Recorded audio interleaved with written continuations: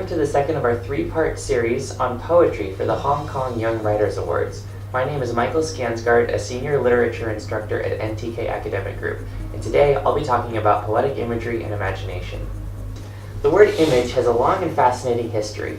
For hundreds of years, the word image referred to any likeness or appearance that could be perceived by the mind. So if someone called me the very image of my grandfather, that would mean that I looked just like him. Or if my mom called me the very image of misbehavior, this would mean that I am a troublemaker. Today, we use the word image to refer to picture, which is what happens every time we launch a Google image search. In the 19th century, Romantic poets used the word image to refer specifically to anything that could be perceived by the senses. A poetic image, therefore, is something that appeals to any of our five senses: sight, smell, touch, chocolate, or hearing.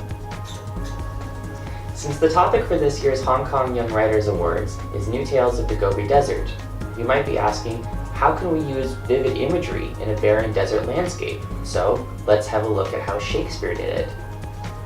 Desert's idle, rough quarries, rocks and hills, whose heads touch heaven, and of the cannibals that each other eat, the anthropophagi and men, whose heads do grow beneath their shoulders.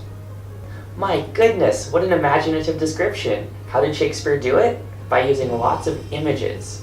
Each bold-faced word or phrase shows us something that we can imagine with our senses. So how do we use images like Shakespeare? The first step is to avoid abstract nouns. An abstract noun is a word that you can't hold in your hand, like happiness, adventure, or love. So you should avoid these words and use concrete images instead.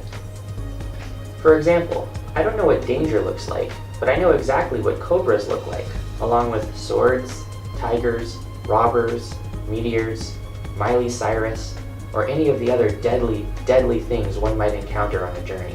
The second step is to avoid cliches.